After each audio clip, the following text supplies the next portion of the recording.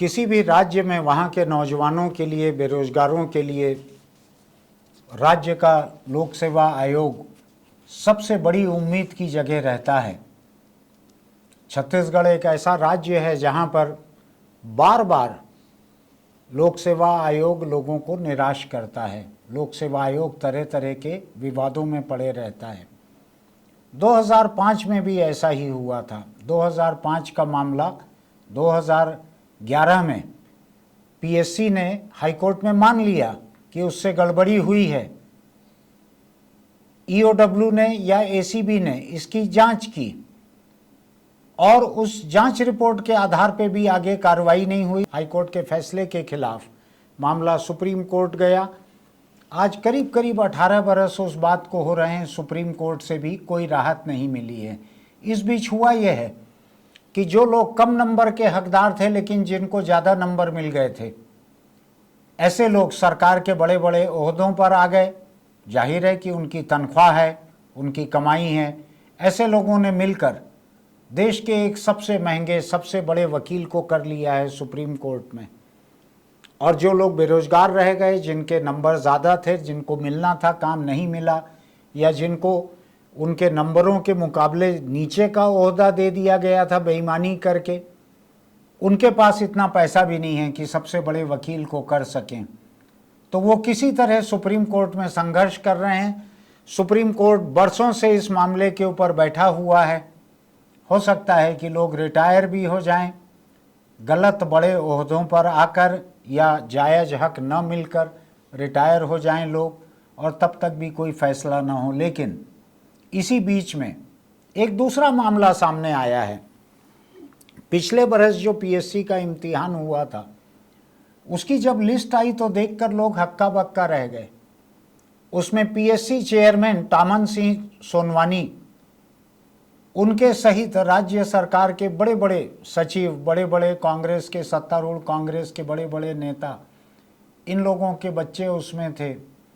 और जब ये मामला हाई कोर्ट में गया, लंबे समय से चल रहा है। और मैं आपको ये भी बताना चाहूँगा कि हमारे ही छत्तीसगढ़ अखबार में पहली खबर इसके बारे में छपी थी, पहली खबर। उस खबर को लेकर भाजपा के प्रवक्ता प्रदेश के गौरीशंकर श्रीवास, जो राज्य सरकार के खिलाफ किसी भी तरह का मोर्चा खोलने में हिचकते नहीं हैं, किसी तरह से डरते नहीं हैं, उन्होंने लगातार इस मामले को उठाया। हमारे अखबार की कतरन को उन्होंने ट्विटर पर पोस्ट कर करके इस मामले को उठाया, आगे बढ़ाया, और ये मामला कुल जमा हाईकोर्ट तक ये पहुंचा। हाईकोर्ट के चीफ जस्टिस का वो वीडियो मुझको याद है, जो कि लाइव टेलीकास्ट होता है अदालत की कुछ कार्रवाई का। उसमें मैंने देखा, वो ये देखकर हक्का बक्का थे कि किस तरह से पीएससी ने ये सेलेक्ट किया है लोगों को, जिसमें शुरू के 1.5 दर्जन लोग जो हैं वो सत्ता के चहेते, करीबी, पीएससी चेयरमैन के रिश्तेदार, किस तरह से छांटे हुए लोगों को ये किया गया है। मैं जज को विचलित देख रहा था टेलीकास्ट में, उनकी आवाज़ सुन रहा था, वो हक्का बक्का थे कि ये कैसे हो सकता है, ये इतना गंभीर मामला है। उन्होंने रोक लगाने का आदेश दिया उस पर तुरंत, और फिर राज्य सरकार को नोटिस दिया, पीएससी को नोटिस दिया। राज्य सरकार ने हाईकोर्ट को ये भरोसा दिलाया कि वो इस मामले की जांच करके रिपोर्ट कोर्ट में पेश करेगी। कोर्ट इससे बहुत सहमत था या नहीं था मुझको नहीं मालूम, लेकिन जब राज्य सरकार कोई बात कहती है तो कोर्ट की मजबूरी हो जाती है सरकार को एक मौका देना। सरकार की जांच रिपोर्ट से अगर अदालत संतुष्ट नहीं होगी तो उसके पास कई किस्म के विकल्प रहते हैं, जिसकी चर्चा मैं अभी आज यहाँ करना नहीं चाहता। ऐसे हालत में देश में जगह जगह जहाँ पे ऐसी नौबत आई थी कि पीएससी ने या दूसरी परीक्षा मंडल ने घोटाला किया था, वहाँ सरकारों की हालत खराब होती है, सत्तारूढ़ पार्टी की बदनामी बहुत होती है। छत्तीसगढ़ में आज कुछ ऐसी ही नौबत है। जिन लोगों की मैं बात कर रहा हूँ, शायद 1 लाख के करीब लोगों ने पिछली बार पीएससी का इम्तिहान दिया था। उस इम्तिहान को लेकर अभी ये विवाद चल रहा है। लोगों के बीच में, नौजवानों के बीच में इस बात को लेकर घोर निराशा है।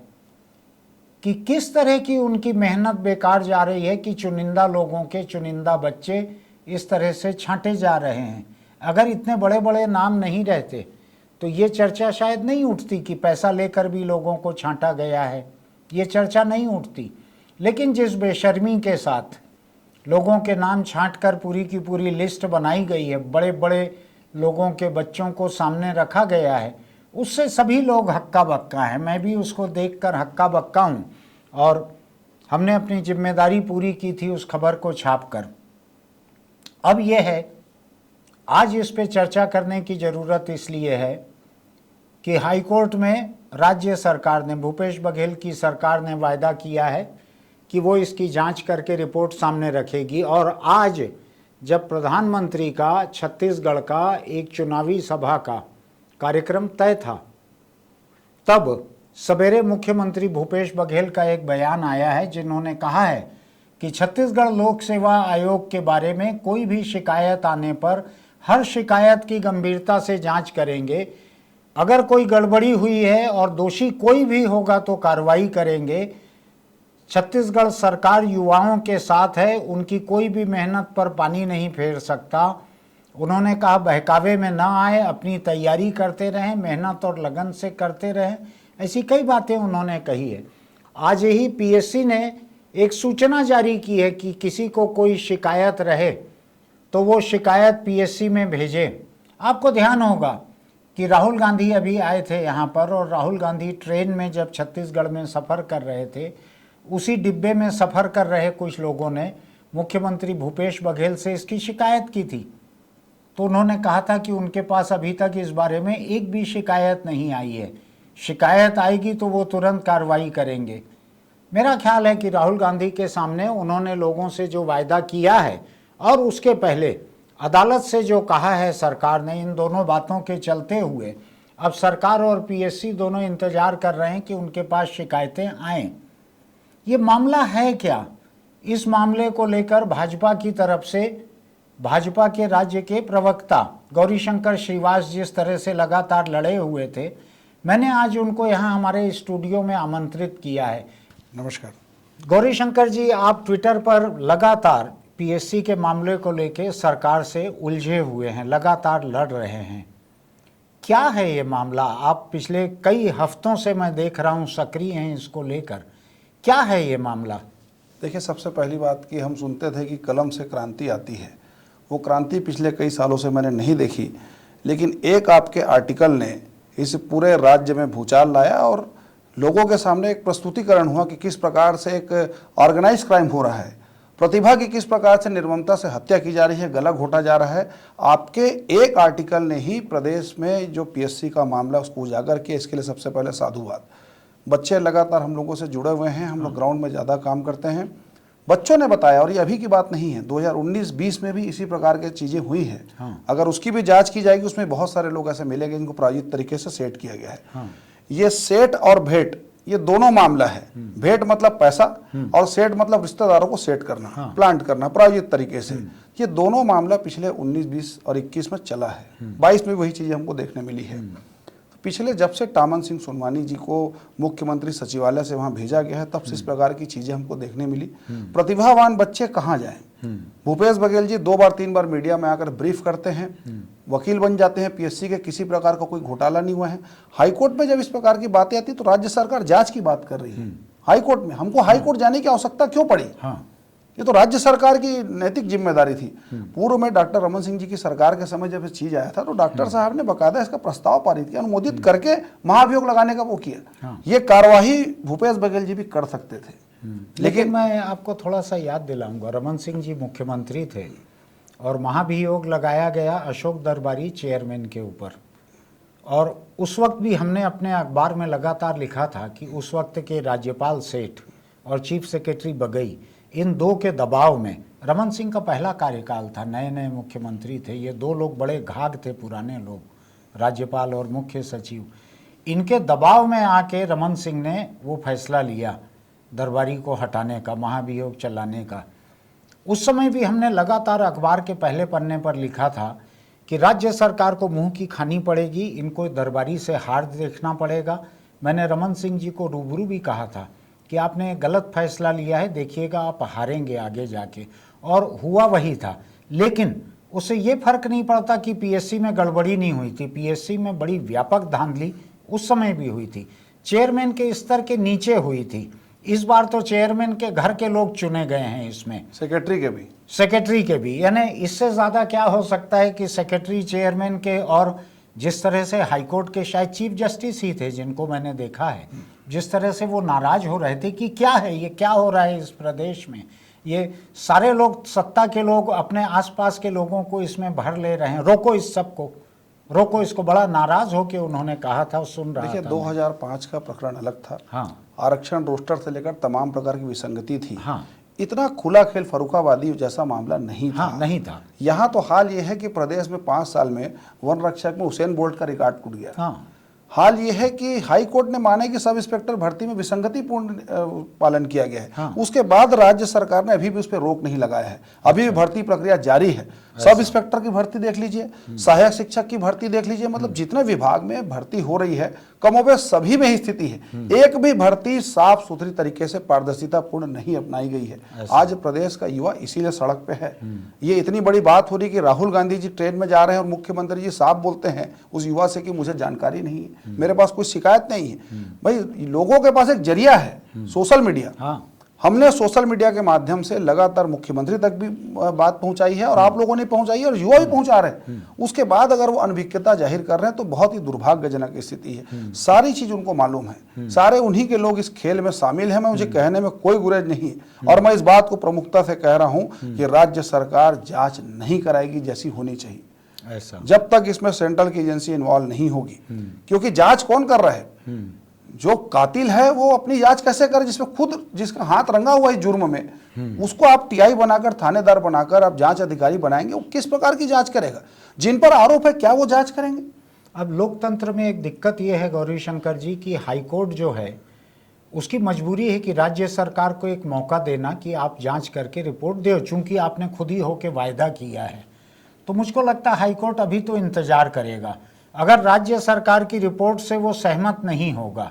और मुझको लगता है ये चुनाव के इतने करीब आ रहा है ये सब कि जांच रिपोर्ट देने में भी समय लगेगा। सरकार हाईकोर्ट में ये हलफनामा दे सकती है कि हमारे पास शिकायतें कम आई है, हम जांच कर रहे हैं, तब तक चुनाव आ जाएगा, ये पूरा सिलसिला, ये कार्यकाल तो निकल जाएगा। लेकिन क्या आपको लगता है कि जो 18 साल वाले पहली बार वोट डालने वाले जो नौजवान हैं, जो बेरोजगार हैं, जिन्होंने पीएससी दी थी, इन सब के बीच में इस चुनाव में कोई असर पड़ेगा क्या इस मामले का? हो सकता है कोर्ट को कुछ दिन तक ये गुमराह कर दे, हो सकता है कोर्ट में कुछ भी कर ले, लेकिन युवा की अदालत में और प्रदेश की जनता की अदालत में भूपेश बघेल जी बरी नहीं होने वाले, ये सरकार बरी नहीं होने वाली। मंत्री से लेकर संतरी से लेकर कांग्रेस पार्टी के नेता अधिकारियों ने मिल बांटकर अपने रिश्तेदारों को प्रायोजित तरीके से सेट किया है। आश्चर्य की बात यह है कि जो बच्चे, मैं किसी की प्रतिभा पे सवाल नहीं उठाता हूँ, बहुत सारे अधिकारियों के बच्चे लायकदार भी हो सकते हैं, लेकिन जो बच्चे पिछले साल ही 2020-21 के प्रीलिम्स में 8 नंबर और 12 नंबर पाते हो, जिनका कहीं कोई किसी कोचिंग में रिकॉर्ड नहीं है, ना किसी इंटरव्यू में उन्होंने खुलकर कोई बातें रखी कि उन्होंने तैयारी कैसे की है, वो अगर रैंक होल्डर बन जाते हैं तो आश्चर्य होता है। आश्चर्य इसलिए भी होता है कि उन बच्चों को कभी किसी ने स्टडी करते नहीं देखा है। हम नालंदा भी जाते हैं, युवाओं से मिलते हैं, वहाँ 10-10, 12-12 घंटे लोग, नालंदा ने रायपुर की जो लाइब्रेरी है वो, वहाँ भी जाते हैं, बिलासपुर भी जाते हैं। 10 साल से जो बच्चे लगातार इस पर तैयारी कर रहे हैं वो नहीं क्रैक कर पा रहे हैं, और वो बच्चे अचानक से ना किसी कोचिंग का हिस्सा है, वो कैसे इसमें अचानक से इतनी प्रतिभा कैसे आ जाती है? कौन सा च्यवनप्राश इनको खिला दिया टामन सिंह सोनवानी? लेकिन ये बतलाइए मुझको कि जो बात मुख्यमंत्री ने कही है कि हमको शिकायत भेजें, हम उसकी जांच करवाएंगे, तो कुछ लोगों ने शिकायत भेजी है क्या उनको? देखिए बहुत सारे युवा शिकायत भेजे हैं। मुझे अच्छी तरह याद है जब इस मामले का खुलासा हुआ था तो चोर की दाढ़ी में तिनका उसी दिन पकड़ लिए थे जिस दिन टामन सिंह सोनवानी जी ने एक टेंडर निकाला था, सारे प्रश्न पत्र उत्तर पत्र सबको उनको डिस्ट्रॉय करने के लिए। हाँ, उस पर भी हमने आपत्ति लिया था, बड़ी तेजी से टेंडर निकाला था। उस पर भी कोर्ट ने कहा है कि सबूत नष्ट करने तक का प्रयास किया जा रहा है। उसको लेकर प्रेस वार्ता भी मैंने ली थी, आप लोगों ने भी उसको बहुत अच्छा स्थान दिया था। विषय ये है कि हड़बड़ी इतनी क्यों? अभी 2022 में रिटायरमेंट होने के पहले 40 दिन में सारा पेपर जांच लिया गया। आनंद फानंद में मैंने देखा कि जो लोग पास हुए हैं, एक कलेक्टर का बच्चा इसरो का फुल फॉर्म नहीं बता पा रहा है, एक बच्ची जो राजस्थान की मूल निवासी है वो छत्तीसगढ़ के बारे में 2 लाइन नहीं बोल पा रही, और छत्तीसगढ़ी भाषा में वो 200 में अगर 146 145 नंबर पाती है, तो ये बड़ा ही मिरेकल है। ये छत्तीसगढ़ में क्या भूपेश है तो भरोसा है, तभी ऐसा होगा। प्रदेश के लाखों युवा, 25 लाख पंजीकृत और 25 लाख अपंजीकृत, मतलब 50 लाख से ज्यादा बेरोजगार युवा, आज उनकी उम्मीद है रोजगार पाने का, अधिकारी बनने का एक माध्यम है पीएससी, छत्तीसगढ़ लोक सेवा आयोग। लेकिन अब पीएससी से जो विश्वास उठा है, उसके बाद व्यापम से जो विश्वास उठा है, चपरासी तक की नियुक्ति अब पीएससी में होने लगी। लेकिन एक बात बतलाइए कि केंद्र सरकार और नीति आयोग, इनके आंकड़े बतलाते हैं कि छत्तीसगढ़ जो है इसमें सबसे ही कम बेरोजगारी है। देखिए, ये सारा आंकड़ा, ये आंकड़ों की बाजीगरी करके यहाँ की सरकार पुरस्कार पाले, सब कर, लेकिन नहीं, लेकिन ये आंकड़े तो केंद्र सरकार और नीति आयोग के तय किए हुए हैं, पुरस्कार वो लोग दे रहे हैं, राज्य सरकार थोड़ी आंकड़े तैयार कर रही है। नौकरी तो ऐसा है कि मैं तो वो भी फ्लैक्स देखा हूँ मुख्यमंत्री जी का कि 3 साल में 5 लाख हमने नौकरी दी। बाद में जब विधानसभा में पूछा गया तो बोले 12-15 हजार, अधिकतर भारतीय जनता पार्टी की सरकार के समय में। कुछ केंद्र सरकार की, इसमें सैनिक से लेकर तमाम प्रकार की भर्ती है, तो विज्ञापन में कुछ और वहां पे लोकतंत्र के मंदिर में कुछ। तो भूपेश है तो भरोसा ही, मैं बता रहा हूँ ना, वही चीजें संभव है। और ये सारे विभाग में, हर विभाग में लेन देन भ्रष्टाचार हुआ है, बिचौलिए खुलेआम घूम रहे हैं। सब इंस्पेक्टर के भर्ती में वही हुआ है, सहायक प्राध्यापक में वही हुआ है, जितने विभाग में भर्ती, मुझे तो अच्छी तरह याद है कि छात्रावास अधीक्षक का इन्होंने वो निकाला था, एक आवेदन निकाला था, उसमें बाहर के प्रदेश लोगों की नियुक्ति का प्रावधान था, उसमें भी विरोध हुआ, उसको रद्द कर दिया गया।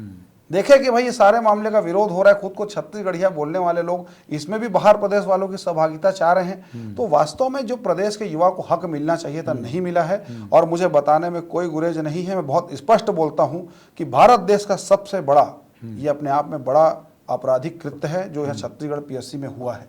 इसमें, और मैं एक चीज बात और गंभीरता से बता रहा हूं आपको कि सर, इसमें जो नाम आ रहे हैं, टामन सिंह सोनवानी जी और जो भी उनके जो लोग हैं परीक्षा करने, इनके अलावा भी मास्टरमाइंड और भी लोग हैं, जिसमें एक ओएसडी भी है और एक कोचिंग वाले भी हैं। अच्छा, जिस दिन कोई सेंट्रल की एजेंसी आएगी, उनके नाम का मैं सबूत के साथ में खुलासा करूंगा। अब सेंटर की एजेंसी तो एक ही शर्त पे आ सकती है कि हाईकोर्ट या सुप्रीम कोर्ट ऑर्डर करे, क्योंकि राज्य सरकार ने तो ये नीतिगत फैसला लिया है कि वो सीबीआई को यहाँ आके जांच करने की इजाजत नहीं देगी।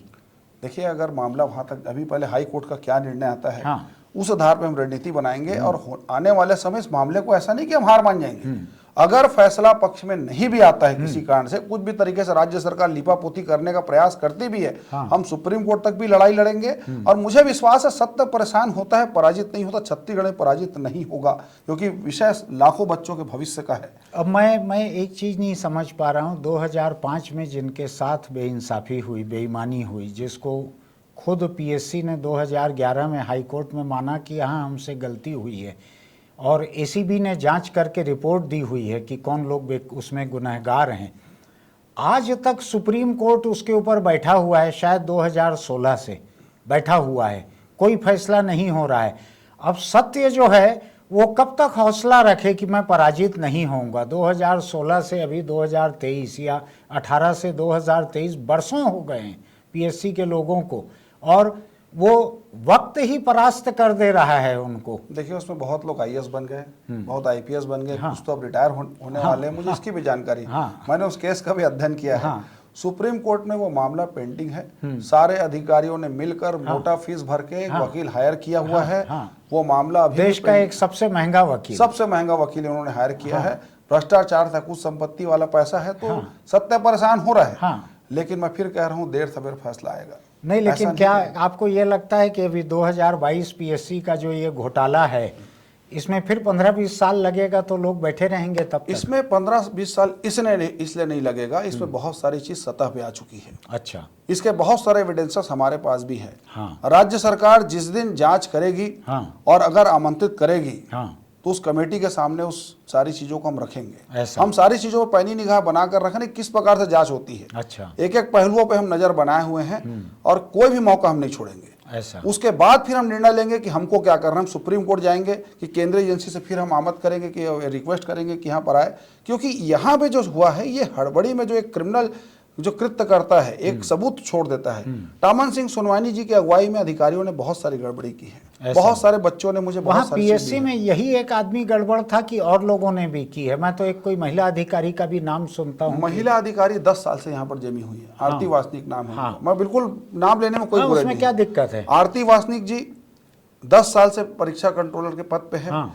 जीवन कुश और ध्रुव जी, उनका बेटा भी डीएसपी या डिप्टी कलेक्टर बन गया है। हाँ। दूसरी महत्वपूर्ण बात, इनका एक सहयोगी है ललित गुणवीर जी, ललित गणवीर करके, उनको ये लेकर आए हैं डेपुटेशन में। हाँ। ये दोनों एक साथ एक गाड़ी में आते जाते हैं, सारा खेल खेला जाता है, प्रायोजित तरीके से परीक्षा के सारे पेपर सेट किए जाते हैं। मैंने आरटीआई भी लगाया है, लगभग 300-400 पेज के आरटीआई के सारे दस्तावेज मेरे पास पड़े जो मैंने लगाए, पिछले 3 महीने से ही काम कर रहा हूँ मैं। उसमें किसी भी सवाल का जवाब नहीं दे रहे हैं। आज मैं देख रहा था नरेंद्र मोदी का बिलासपुर में परिवर्तन महासंकल्प यात्रा। इसमें प्रधानमंत्री ने छत्तीसगढ़ के पीएससी घोटाले के बारे में कहा है कि छत्तीसगढ़ में भाजपा की सरकार बनते ही जो भी दोषी होगा उसके ऊपर कठोर कार्रवाई करेंगे। मोदी ने कहा कि पीएससी घोटाला यहाँ के नौजवानों के साथ बड़ा धोखा है। कांग्रेस सरकार की कुनीति से छत्तीसगढ़ के नौजवान धोखा खाए हैं। इस पीएससी से जिनकी नौकरी लगी वो भी अनिश्चितता में है। ये बतलाइए मुझको, ये प्रधानमंत्री इतना लंबा बोल के गए हैं राज्य के एक मामले में, आपको लगता है कि ये इस चुनाव में जो कुछ हफ्ते ही बचे हैं, 2 महीने बचे हैं चुनाव को, वोट को, आपको लगता है कि नौजवान लोगों को ये मुद्दा इस चुनाव में प्रभावित करेगा? देखिए, हमारे लिए ये मुद्दा नहीं है, ये हमारे लिए प्राथमिकता है। हो सकता है और किसी के लिए मुद्दा रहे। वास्तव में छत्तीसगढ़ के हर गरीब और मध्यम वर्गीय परिवार का जो मामला है या नौकरी पाने का एक माध्यम है वो पीएससी है। हर व्यक्ति ये सोचता है कि उसके माध्यम से उसके परिवार की, मेरी भी एक बच्ची है, आगे चल के अधिकारी बने। यूपीएससी क्रैक करना आसान नहीं होता है, पीएससी के माध्यम से लोग सेवा करना चाहते हैं। आज ये चीजें कहीं ना कहीं पीएससी संस्था को कलंकित कर रही है। पिछले महीने अमित शाह जी आए थे दुर्ग में, मैं सामने बैठा था उस कार्यक्रम में, उन्होंने भी इस बात को सवाल उठाया था। आज प्रधानमंत्री जी ने इस बात को कहा है, प्रमुखता से कहा है कि भारतीय जनता पार्टी की सरकार बनेगी, हम इस पर कड़ी कार्रवाई करेंगे। एक बड़ा मैसेज है, ये एजेंडा भारतीय जनता पार्टी की स्पष्ट है। आपको लग रहा है क्या कि पीएससी का मुद्दा जो है इससे भाजपा को सरकार बनाने में मदद मिल सकती है? देखिए, ये हमारे लिए कोई वोट पाने का मुद्दा नहीं है। हमने कभी युवाओं के बीच जाकर ये नहीं कहा कि हम आपके साथ लड़ाई लड़ रहे हैं तो आप भारतीय जनता पार्टी को वोट दो। लेकिन चुनाव में असर तो करते हैं ना ये मुद्दे। देखिए, युवा इस चीज को समझ चुका है कि पिछले 5 साल में उसको क्या मिला है। ना बेरोजगारी भत्ता मिला, जिस बात को कहते थे कि 10 लाख लोगों को बेरोजगारी भत्ता मिलेगा, उसमें भी तरह तरह के नियमावली। नौकरी तो मिला नहीं, नौकरी जो अब निकल रही है 5 साल में, मुझे नहीं लगता कि 10,000 भी नौकरी उन्होंने सही तरीके से दी है। अब जो नौकरी निकल रही है उसमें भ्रष्टाचार। आपको ये लगता है कि जितनी नौकरियां निकली हैं, जितने पद भरे गए हैं, उनमें बड़े पैमाने पे भ्रष्टाचार हुआ है? बड़े पैमाने पर भ्रष्टाचार हुआ है, ये आरोप नहीं है, ये हमारे आरोप नहीं है। मैं विद्युत विनियामक आयोग की घटना बता देता हूं, अभी 2 महीना 3 महीना पहले की। डिप्टी डायरेक्टर का पद है, मुख्यमंत्री के ओएसडी का पुत्र उस परीक्षा में बैठता है और उसमें ओएमआर सीट में जिसमें पेन से हमको मार्क करना है उसको पेंसिल से करवाया जाता है नियम विरुद्ध। उसका पिटिशनर एक बच्चा मेरे पास आता है उस पेपर को लेकर और दिखाता है कि मैंने आपत्ति दर्ज की परीक्षा हाल पे, लेकिन सुनवाई नहीं हुई। अंत में परिणाम, मुख्यमंत्री जी ओएसडी का पुत्र डिप्टी डायरेक्टर बन गया, 2.5 लाख रुपए तनख्वाह पा रहा है, आम बच्चे खड़े हैं रोड में। अब मुख्यमंत्री जी कह रहे हैं कि 35,000, एक चरवाहा गोबर बेच के 35,000 कमा लेता है, तो फिर सारी शिक्षण संस्थान को हम बंद कर देते हैं, कॉलेज वाले ट्रिपल IIT को हम गोबर उठाते हैं, तो बाकी के बच्चे गोबर उठाएंगे, ओएसडी का बच्चा बनेगा डिप्टी डायरेक्टर, और टामन सिंह सोनवानी के परिवार वाले बनेंगे डिप्टी कलेक्टर, कांग्रेस पार्टी के नेता के बच्चे बनेंगे डिप्टी कलेक्टर। आम युवा सिर्फ गोबर उठाएगा और जितने भी प्लेसमेंट एजेंसी है वहां पर वो 1,000, 15,000, 10,000, 20,000 की नौकरी करेगा बस। ये भी आपको लग रहा है कि ये सब पीएससी घोटाले के पीछे कोचिंग सेंटर का भी एक रैकेट काम कर रहा है? बिल्कुल काम कर रहा है साहब। ऐसा एक कोचिंग सेंटर ऐसा है जिसमें जीएसटी विभाग के एक बड़े अधिकारी उसको चलाते हैं। अच्छा।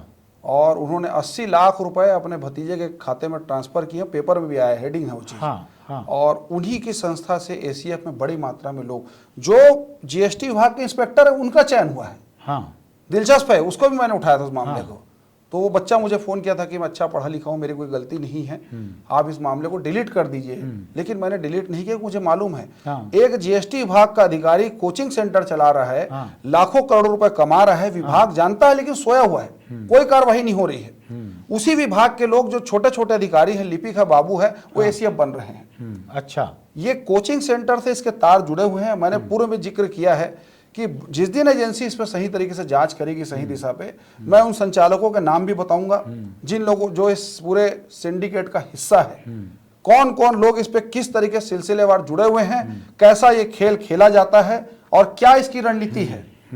अभी हाई कोर्ट में सरकार कुछ भी लिपापोती कर दे, लेकिन इसकी वास्तविक हकीकत कुछ और है, और मैं जानता हूं राज्य सरकार वैसी जांच नहीं करेगी। ऐसा इसीलिए मैंने चुनौती दी थी कि इसमें नार्को टेस्ट किया जाए। टामन सिंह सोनवानी जी, अगर इस चुनौती को आपके चैनल के माध्यम से सुन रहे हैं, अगर बच्चों के भविष्य को। लेकिन गौरी शंकर जी, मैं आपको एक नार्को टेस्ट याद दिलाना चाहता हूँ।